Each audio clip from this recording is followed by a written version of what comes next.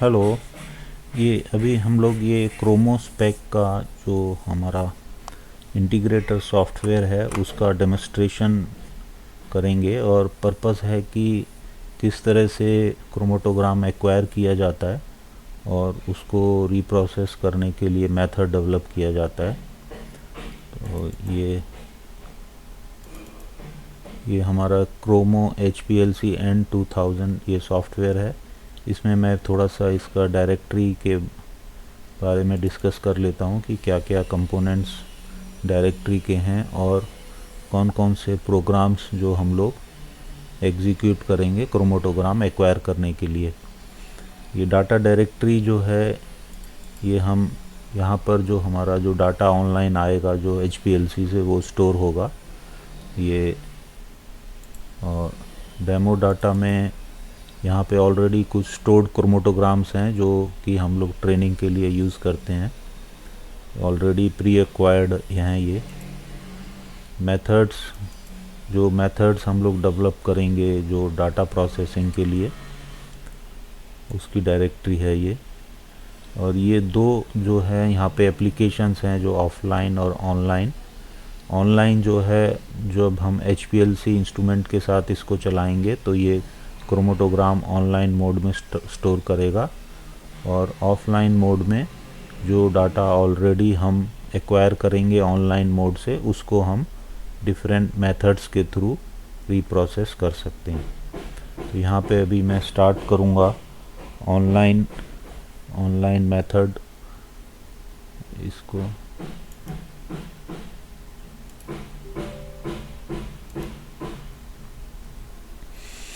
ये हमारा ऑनलाइन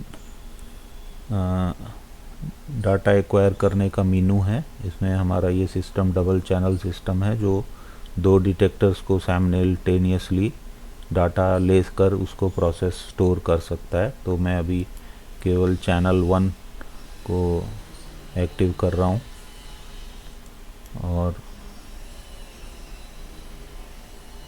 ये यहाँ पर ये जो बेसिक मीनू है इसमें हमारा एक ही सैम्पल इन्फॉर्मेशन, इसमें जैसे हम लोग क्या कोई प्रोडक्ट का एनालिसिस कर रहे हैं वो डिटेल यहाँ डाल सकते हैं और एनालिस्ट का नेम, कंपनी।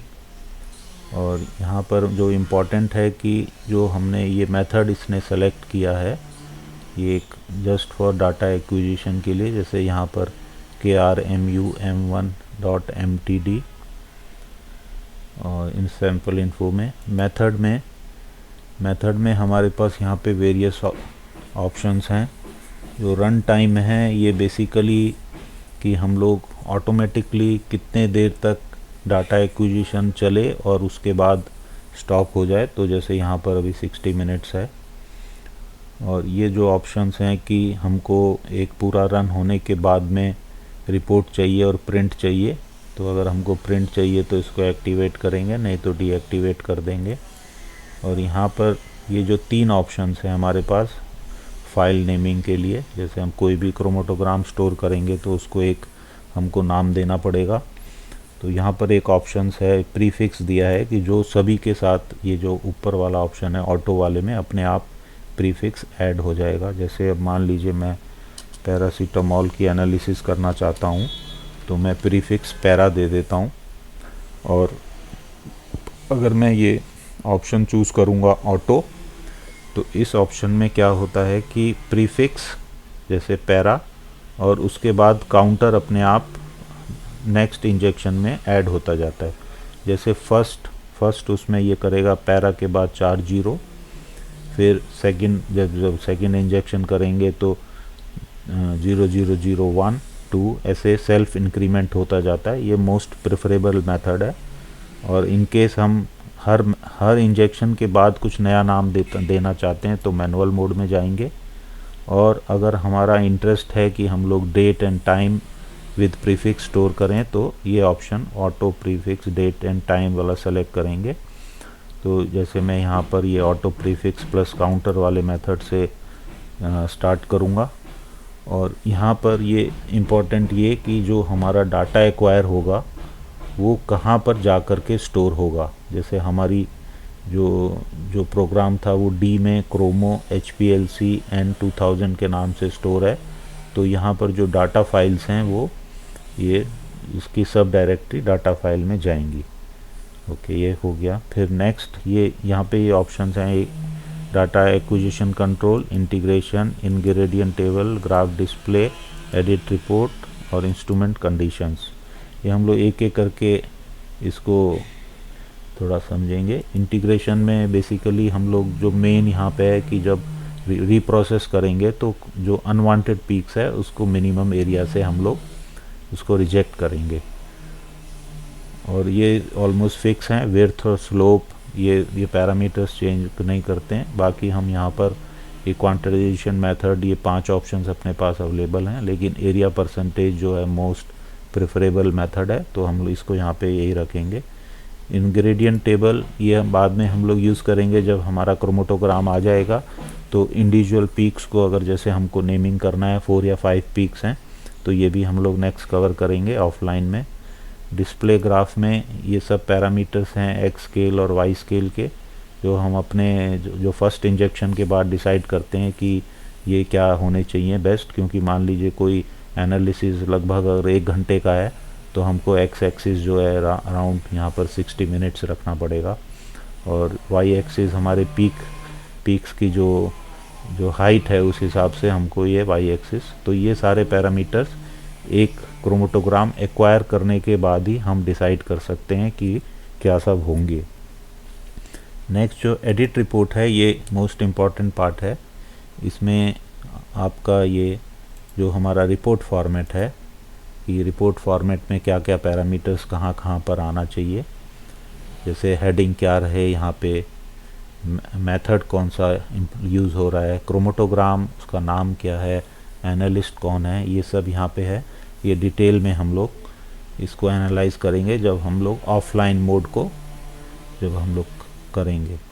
इंस्ट्रूमेंट कंडीशंस में कि wavelength, HPLC, configuration, room temperature और ये सारे जस्ट एक एनालिसिस पैरामीटर्स ये हम लोग कर सकते हैं। तो ये सारे जैसे अभी डिस्कस किया हमने, ये सब मेथड के अंदर में ये data acquisition, integration, ingredient table, graph display, edit report, instrument conditions, ये सब मेथड के अंदर आता है। उसके बाद में जब हमारा HPLC सिस्टम रेडी हो जाएगा तो हम डाटा एक्वायर, यहाँ पर हमने डिसीजन लिया था कि हम मेथड में जो डाटा एक्विजिशन में जो नेमिंग है हम लोग करेंगे पैरा के नाम से।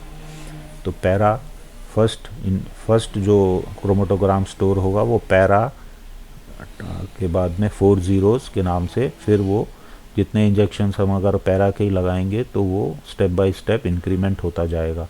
और यहाँ पे रन टाइम जो है वो हमने 60 मिनट चूज़ किया है। अगर हम किसी इंजेक्शन को या क्रोमेटोग्राम एक्विजिशन को 60 मिनट से पहले ही स्टॉप करेंगे तो वो स्टॉप हो जाएगा, वो ऑप्शन भी है अपने पास। तो ये हमेशा जो यहाँ पर ये हम नॉर्मली जो हमें एक्सपेक्टेड टाइम ऑफ एल्यूशन है उससे ज़्यादा ही रखना है। तो अभी ये नेक्स्ट आ गए हम डाटा एक्विजिशन में। अब यहाँ पर हम अपने HPLC सिस्टम को रेडी कर लेंगे। अभी मैं स्टार्ट नहीं कर रहा हूँ, तो मैं एक जनरल देखता हूँ कि बेसलाइन कैसे आ रही है। एक मैं ब्लैंक रन करके देख लेता हूँ कि मेरा स्टेटस क्या है अपने HPLC सिस्टम पे। तो यहाँ पे मैं एक ब्लैंक रन, वाई एक्सिस, यहाँ पे हम लोग ये वाई एक्सिस सेट कर सकते हैं, लेकिन ये अभी क्योंकि अपने को जो बिहेवियर ऑफ जो क्रोमेटोग्राम नहीं पता है, तो ये हम एक बार क्रोमेटोग्राम देखने के बाद में वाई एक्सिस, एक्स एक्सिस सब सेट करेंगे। यहाँ पे मैं एक 0 एडजस्ट कर सकता हूँ जो मैंने अपने। अब मैं एक ब्लैंक रन लेके ज़रा देखता हूँ कि सिस्टम की बेसलाइन का क्या हालत है। तो यहाँ पे स्टार्ट किया, तो यहाँ पे मोस्ट इम्पॉर्टेंट चीज़ ये आ रहा है कि अब ये जो डाटा जो भी एक्वायर हो रहा है वो डी ड्राइव में क्रोमो HPLC N2000 में डाटा सब डायरेक्टरी में A004 के नाम से स्टोर हो रहा है।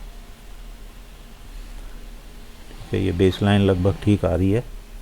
एक बार मैं थोड़ा रिस्पॉन्स देखता हूँ, ये HPLC का रिस्पॉन्स आ रहा है।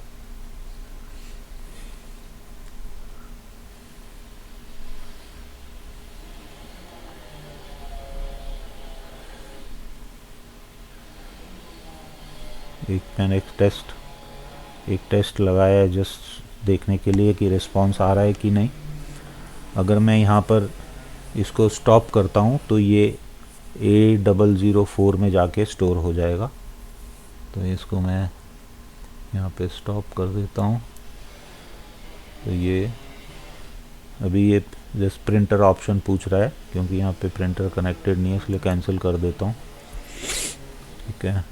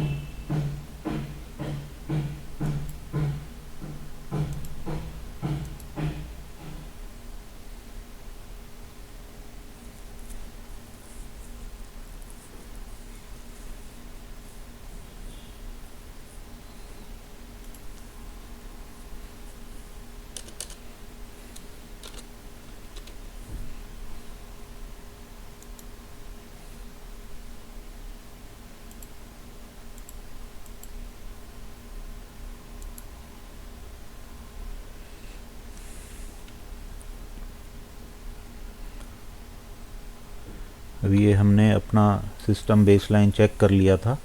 अब मैं इसको एक वापस जस्ट ये चेक करने के लिए, ये मेरा 5 मिनट्स में वर्किंग टर्मिनेट होता है कि नहीं, मैं इसको रन टाइम को 5 मिनट्स देता हूँ और सिस्टम को 5 मिनट्स तक चलाऊँगा। अब मैंने क्योंकि ये यहाँ पे रन टाइम चेंज किया है तो इसको सेव एज मेथड को सेव कर लेता हूँ और वापस इसको इससे पहले ओके करना पड़ेगा। हर बारी जब भी ये करेंगे कोई भी चेंजेस ओके करना पड़ेगा। फिर इसको सेव और फिर मेथड को ओपन कर लेता हूँ एक बारी। मैंने ओपन कर लिया, करेक्ट है। अब मैं एक्विजिशन मोड में जाके एक ये नया इंजेक्शन स्टार्ट करता हूँ। अप्रॉक्सीमेटली 5 मिनट्स में ये अपने आप रुक जाना चाहिए, क्योंकि हमने यहाँ पे जो टाइमिंग दिया है वो 5 मिनट्स का दिया है। ऑटो रन टाइम 5 मिनट्स है। तो मैं यहाँ पे ये स्टार्ट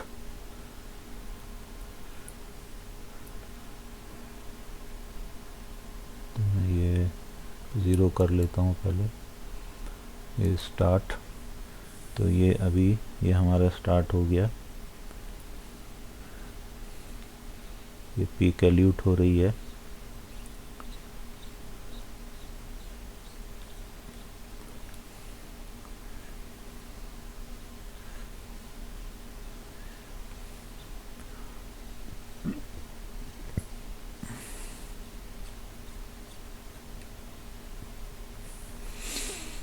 अब यहाँ पर हम ऊपर देख पा रहे हैं कि ये जो डाटा स्टोर जहाँ पे हो रहा है ये क्रोमो HPLC N2000 की सब डायरेक्टरी डाटा में जा कर के पैरा 001 जैसे हम लोग डिस्कस किए थे अभी मेथड में। अभी यहाँ पे जैसे हमने डिस्कस किए थे कि हमने यहाँ पे ऑटो प्रीफिक्स काउंटर यूज़ किया है। ऑटो मतलब कि ऑटो इंक्रीमेंट। तो यहाँ पे प्रीफिक्स पैरा के बाद में ये काउंटर लगाएगा 4 डिजिट का। तो फर्स्ट है 4 ज़ीरोज़, और जब हम लोग सेकेंड इंजेक्शन लगाएंगे कंटिन्यूटी में तो उसके बाद में ये इंक्रीमेंट करता जाएगा 1-1 करके। अब ये यहाँ पर हमने क्योंकि 5 मिनट का रन टाइम दिया था तो ये सिस्टम जो है अपने आप 5 मिनट्स के बाद ये टर्मिनेट कर देगा एक्विजिशन को।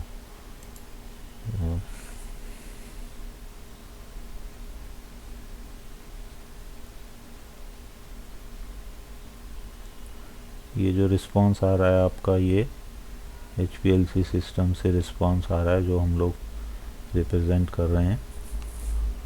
और यहाँ पर हम लोग कोई जैसे इस पर्टिकुलर स्मॉल पीक्स को जूम भी कर सकते हैं।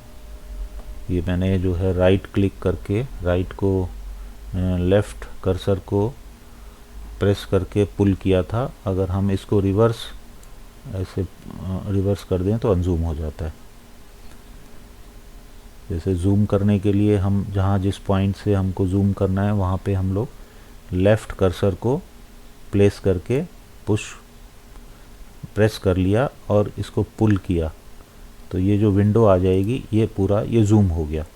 अब अनजूम करने के लिए आप कहीं भी स्क्रीन पे प्रोसेस को रिवर्स करना है कि आप जो है लेफ़्ट माउस कर्सर को प्रेस कीजिए और ऊपर मूव कर जाइए तो ये अनजूम हो जाती है। एक पीक और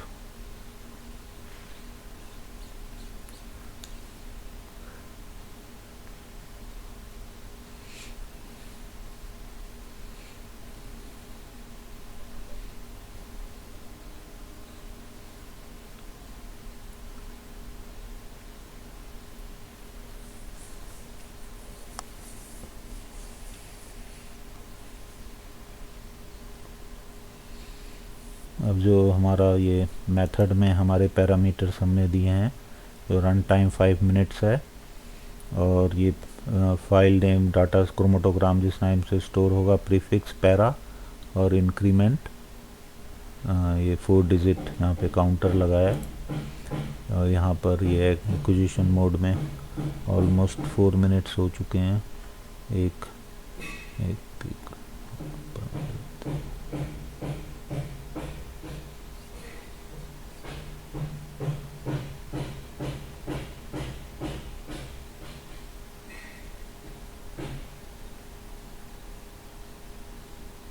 ये एक ओवरलैपिंग पीक है।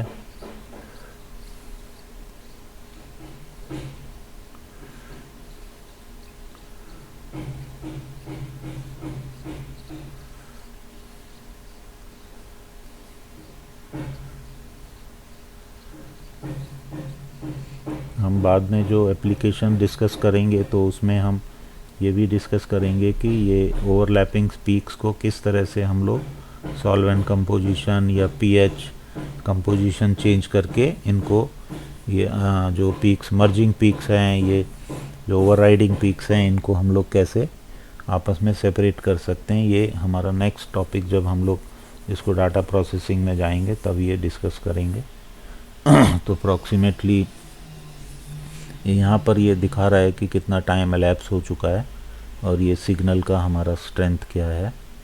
जैसे अराउंड ये 3.8 मिली वोल्ट्स है 4.7 तो अराउंड 5 मिनट्स पे ये टर्मिनेट होकर क्योंकि हमने यहाँ पे मेथड में 5 मिनट्स लिया था तो ये टर्मिनेट हो जाएगा 5 मिनट्स में और इसको स्टोर करेगा। तो इसने यहाँ पर ये प्रोसेस टर्मिनेट हो गया, ये ठीक है। अभी क्योंकि हम लोग ने कोई प्रिंटर नहीं चूज़ कर रखा है इसलिए यहाँ पर ये पूछ रहा है कि इसको कहाँ प्रिंट करूँ तो मैं इसको कैंसिल कर देता हूँ। ये हमारा जो एक क्रोमेटोग्राम स्टोर हो गया। तो अब जो हमारा नेक्स्ट इंटरेस्ट है कि ये क्रोमेटोग्राम का हमारे को एक रिज़ल्ट हमको देखना है। तो इसका ये पैरा 001 में तो जैसे हम लोगों ने डिस्कस किया था शुरू में कि हमारे ये सिस्टम में दो मोड ऑफ ऑपरेशन है। एक है ऑनलाइन जिसमें कि ये डाटा को एक्वायर करते हैं हम ऑनलाइन और दूसरा मोड है जो डाटा ऑलरेडी एक्वायर्ड हो जाता है उसको हम ऑफलाइन मोड में जाके उसको रीप्रोसेसिंग करते हैं जाके एक वो प्रेजेंटेबल फॉर्म में आ जाए। तो मैं ये ऑफलाइन मोड में जाता हूँ और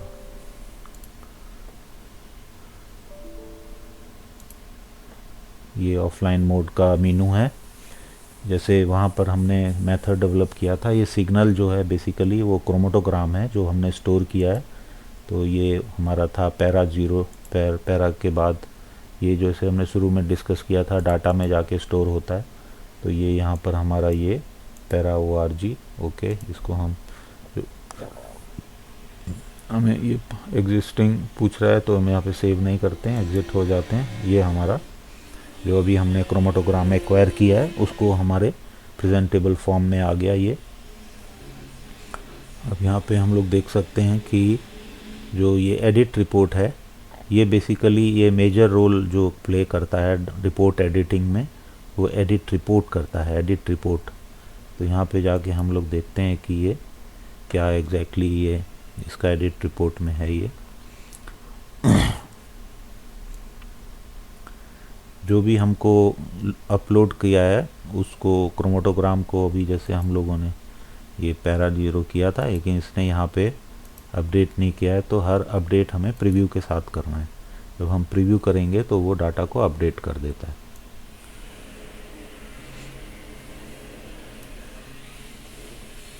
ओपन पैरा, ओके,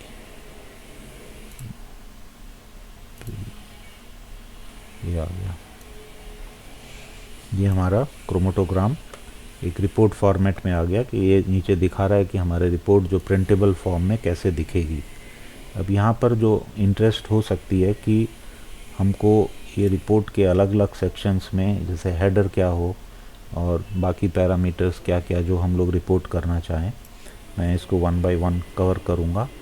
ये यहाँ से ये क्रोमेटोग्राम, ये वाला जो सेक्शन है, ये एक पर्टिकुलर क्रोमेटोग्राम को दिखाता है। इंटीग्रेशन मेथड में यहाँ पर हम लोग मेनली एरिया रिजेक्शन के लिए इसको यूज़ करेंगे। इंग्रेडिएंट टेबल हम ये पीक्स को अगर नेमिंग करनी है हमको तो नेमिंग के लिए यूज़ करेंगे। और यहाँ पे सबसे इम्पॉर्टेंट जो रोल प्ले करेगा एडिट रिपोर्ट करेगा, इसमें कि हम अपने रिपोर्ट को प्रेजेंटेबल फॉर्म में बनाएंगे। इसका बेस्ट तरीका कि किस सेक्शन का कंट्रीब्यूशन क्या है वो हम यहाँ से सेलेक्ट और डीसेलेक्ट करके कर सकते हैं।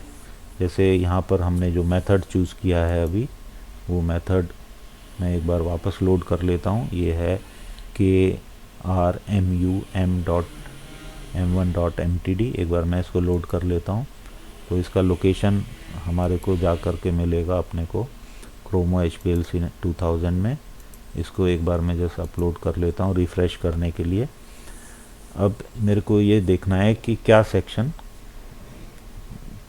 वो रिप्रेजेंट करता है एक पर्टिकुलर ये आपके कंटेंट, इससे रिलेटेड कंटेंट क्या है आपके ग्राफ ये रिपोर्ट में।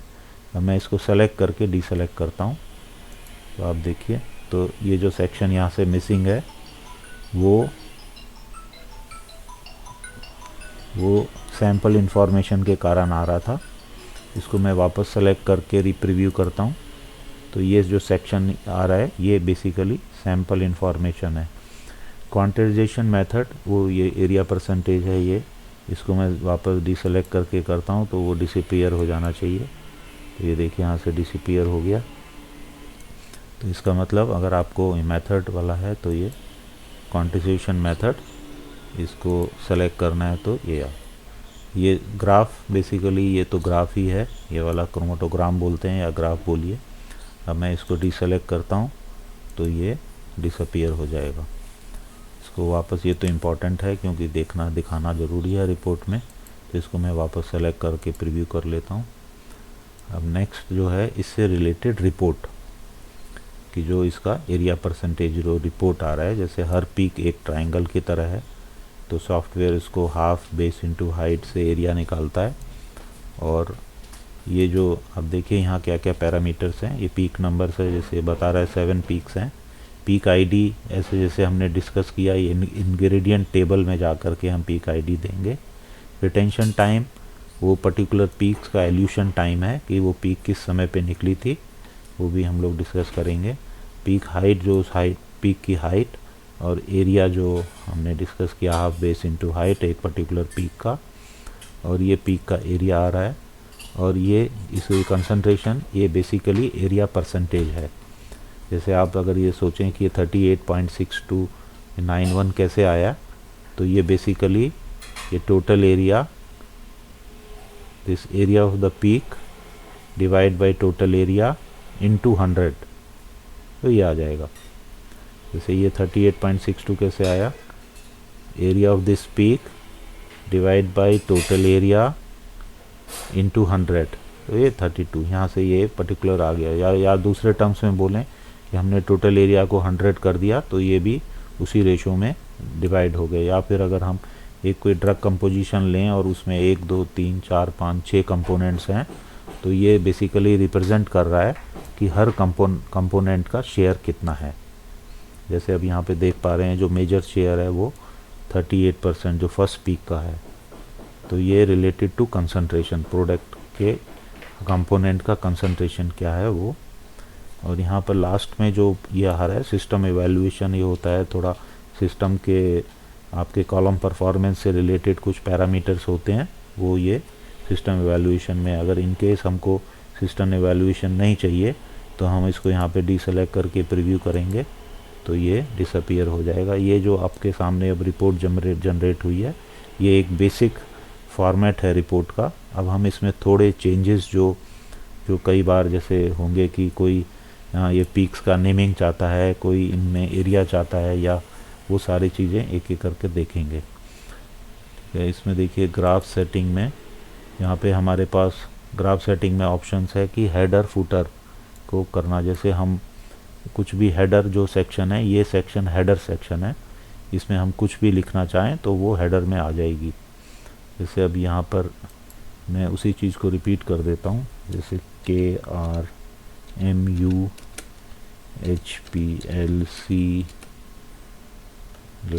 लैब ऐड कर देता हूँ, टेस्ट रिपोर्ट, ठीक है, मैं ओके कर देता हूँ। और ये हर बारी मेरे को प्रीव्यू करेंगे तब ये अपडेट होगा, ठीक है। सिमिलरली फुटर में हम लोग कुछ एड्रेस वगैरह दे सकते हैं कि या for support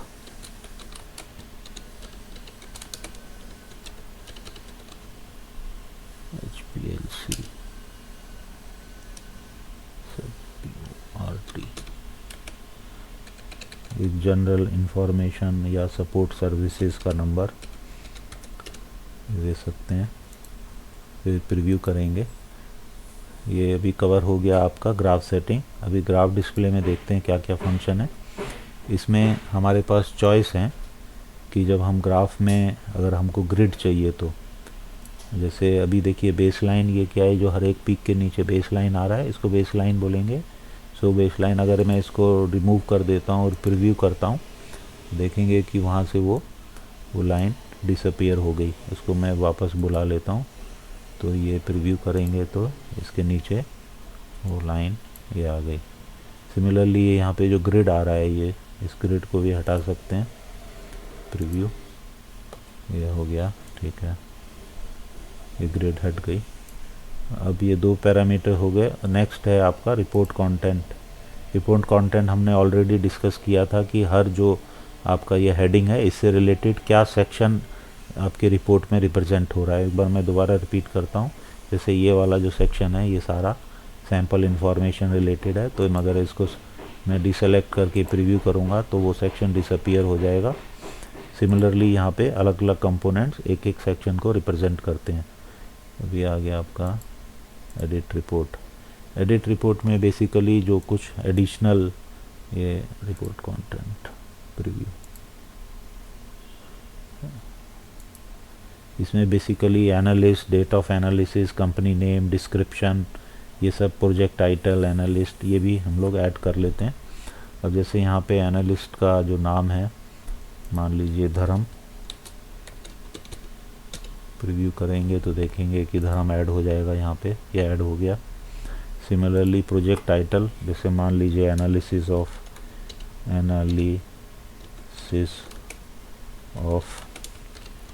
paracetamol of Cipla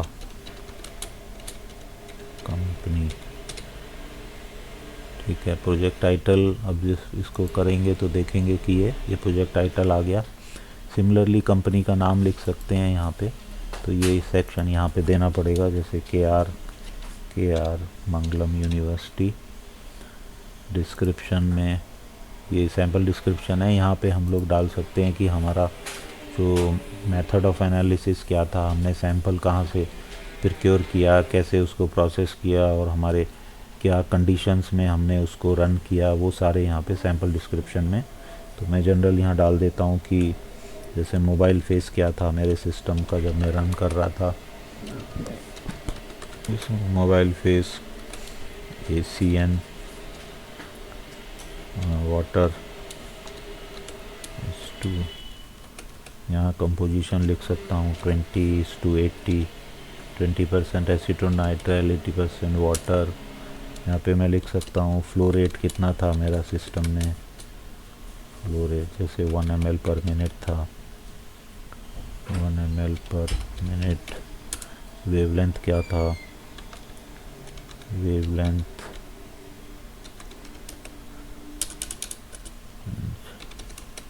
254 nm। और जो डिटेल्स यहाँ sample preparation related, sample preparation और एनीथिंग जो कि आप चाहें कि रिकॉर्ड हो जाए वो यहाँ पर ये हो जाएगा। मैं प्रीव्यू करता हूँ, ये देखिए यहाँ पे सब डिटेल्स आ गए। इंस्ट्रूमेंट कंडीशन जो आ रही थी वो थी आपके यहाँ पर, मैं इसको डीसेलेक्ट कर देता हूँ। Preview, sample preparation, sample preparation details, preview.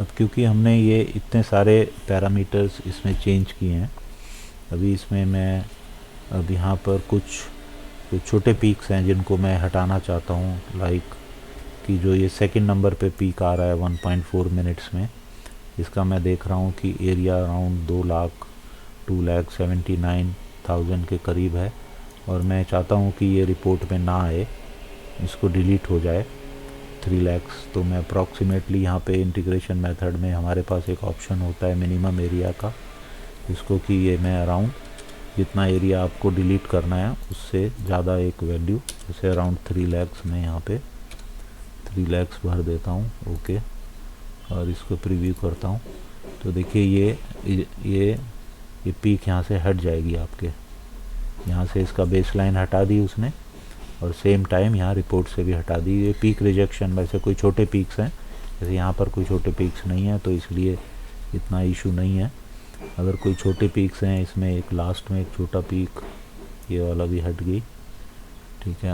अब नेक्स्ट इशू जो कर सकते हैं कि हमारा इंटरेस्ट है कि इन पीक्स को नेमिंग करना, जैसे 1 2 3 4 और कोई भी XYZ। तो यहाँ पे इंग्रेडिएंट टेबल में हमारे पास ऑप्शन होती है कि हम यहाँ इनको नेम कर पाएँ। तो हम इसको खोल कर इस टेबल को, तो यहाँ पर सेलेक्ट ऑल का ऑप्शन सेलेक्ट करेंगे और इन पीक्स को नेम दे देंगे जो आपको कन्वीनियंट नेम हो।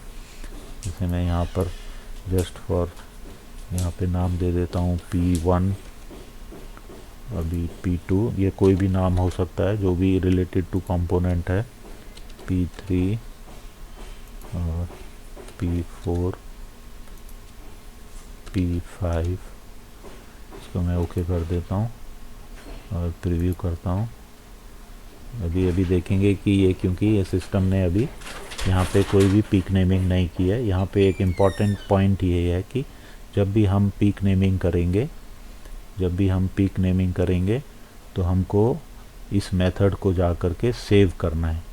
तो मेथड सेव एज, क्योंकि ये अभी एक ये नया एडिटेड मेथड है, तो मैं इसको जस्ट फॉर रिमेम्बरिंग अपने नॉलेज के लिए मैं ये M2 और जस्ट कि मैं इसमें क्या क्या पैरामीटर्स कवर कर रहा हूँ, MA और पीक नेमिंग। तो मैं यहाँ से जान सकता हूँ कि ये मेरा जो दूसरा मेथड है इसमें मैंने मिनिमम एरिया और पीक नेमिंग दोनों चीज़ों को यूज़ किया है। तो मैं इसको सेव कर देता हूँ और उसके बाद में जो भी ये हमने जितना सब पैरामीटर्स चेंज किए थे, जिसमें कि मैंने इंटीग्रेशन मेथड में जा कर के मिनिमम एरिया चेंज किया था, इंग्रेडिएंट टेबल में जाके पीक्स को नेमिंग किया था और एडिट रिपोर्ट में जाके मैंने ये एनालिसिस, ये सब heading, project title, analyst name, ये सब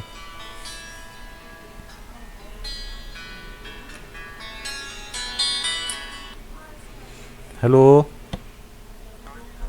हाँ जी नमस्कार सर। ठीक है, ठीक है सर, ठीक है। फिर भी सर मेरे को एक बार ना वो कंप्यूटर चला के और दिखा दीजिएगा।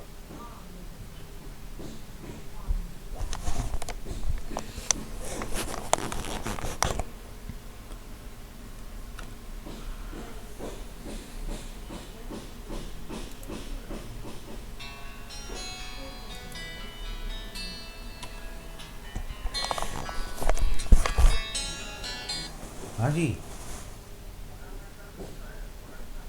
हाँ जी, हाँ जी। हाँ नहीं, वो कंप्यूटर का मेरे को थोड़ा ऑन करके एक बारी ना, और उसका पीछे का जो उसमें से वो स्पोर्ट देखना चाह रहा हूँ मैं।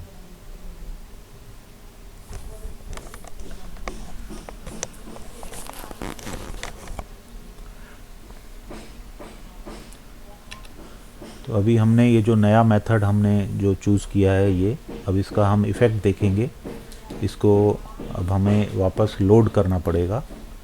अब ये मेथड हमने जो एडिट किया था जिसमें कि हमने ऑलमोस्ट ऑल पैरामीटर्स मॉडिफाई किए थे, उसको मैं लोड करता हूँ और फिर यहाँ पे मेरे को प्रीव्यू करूँगा तो वो इम्प्लीमेंट हो जाएगा मेथड। अभी आप देख रहे हैं यहाँ पे सब पीक नेमिंग और ये सारे पैरामीटर्स एडिट हो गए। और यहाँ पर मैं एक बार वापस इसको सेम थोड़ा रिव्यू करता हूँ कि हमने जो ओरिजिनल मेथड था उसमें उसके अलावा यहाँ पर ये हेडर को चेंज किया था। ये हेडर चेंज हुआ था हमारा ये ग्राफ सेटिंग्स में, यहाँ हेडर में जाके ये हेडर सेक्शन है ये, और फूटर सेक्शन हमने चेंज किया था, ये नीचे जो आता है ये फूटर सेक्शन है। ठीक है, अभी मैं यहाँ थोड़ा सा देख रहा हूँ कि अगर ये थोड़ी सी पीक, अगर ये थोड़ा सा अगर ये स्केल बड़ा होता तो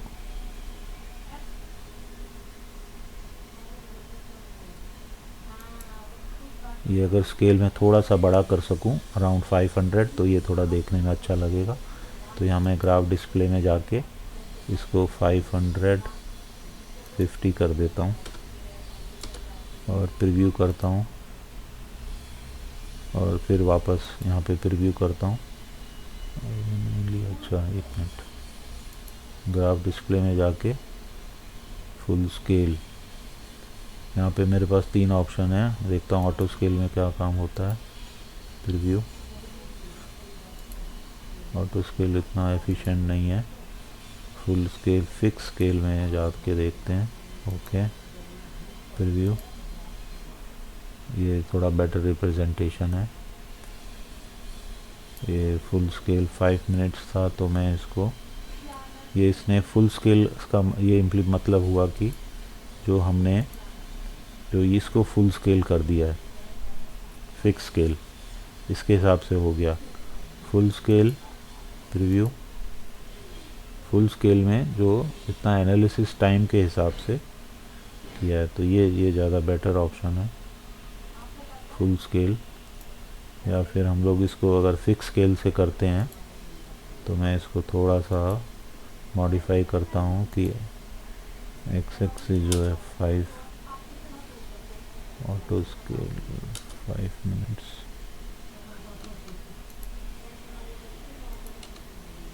and 550। Okay, preview,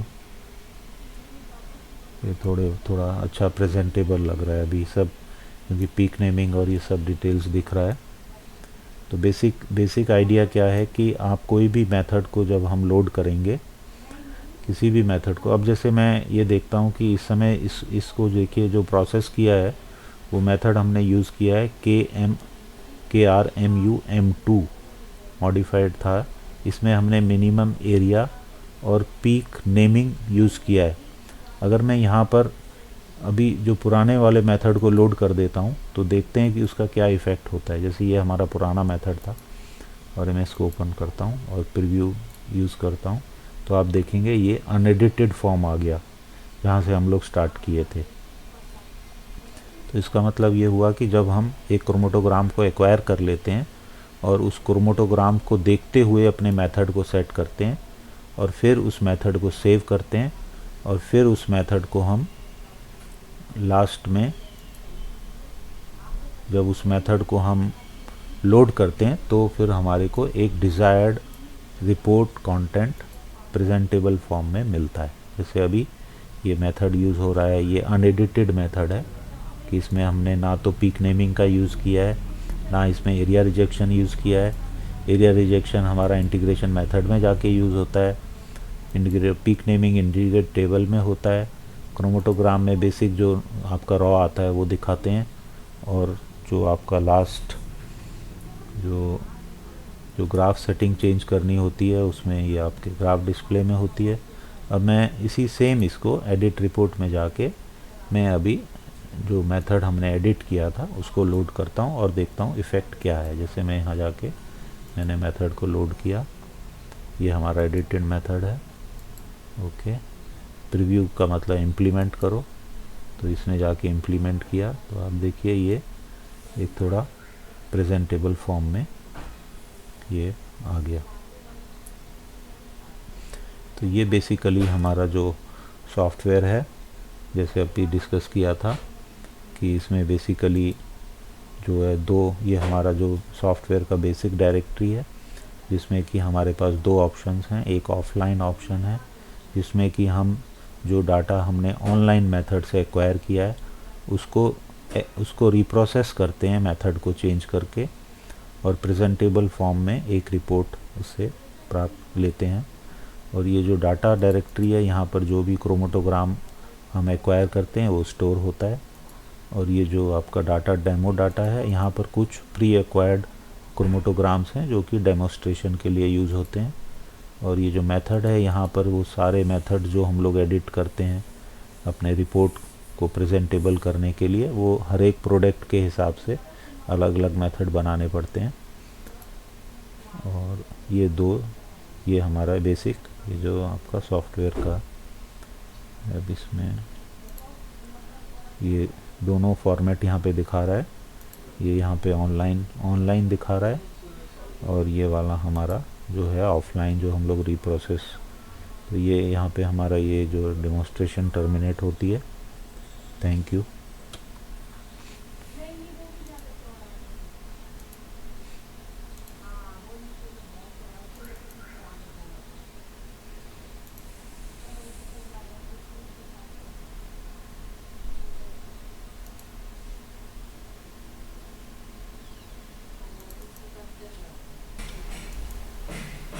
hello hello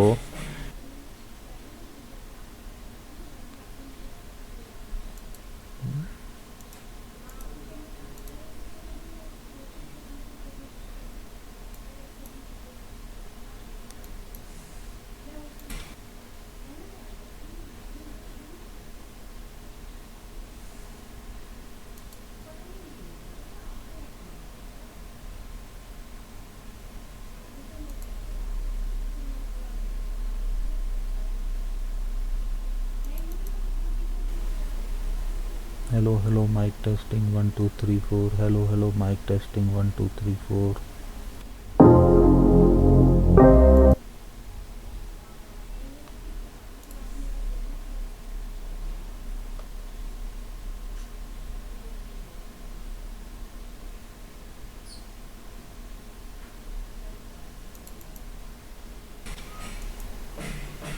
hello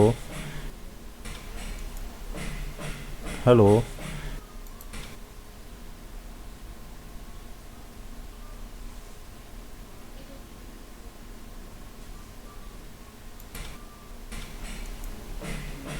hello hello hello hello hello hello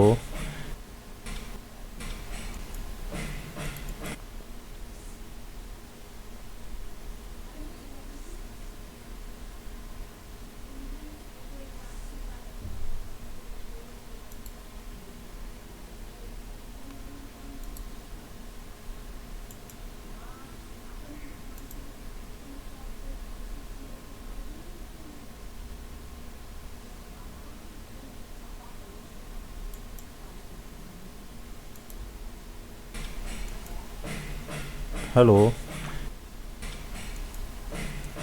hello hello hello hello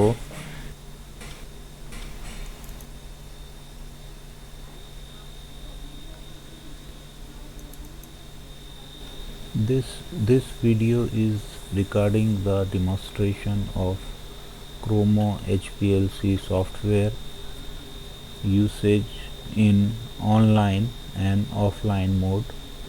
Online mode is basically to acquire new chromatograms, and offline mode is to reprocess the chromatograms which are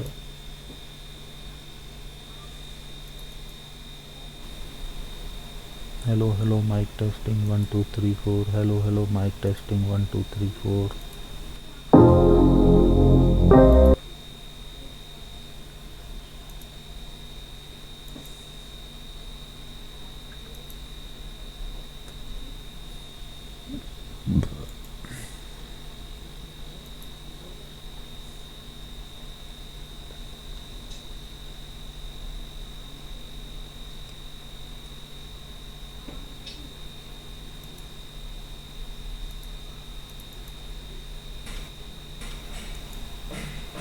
hello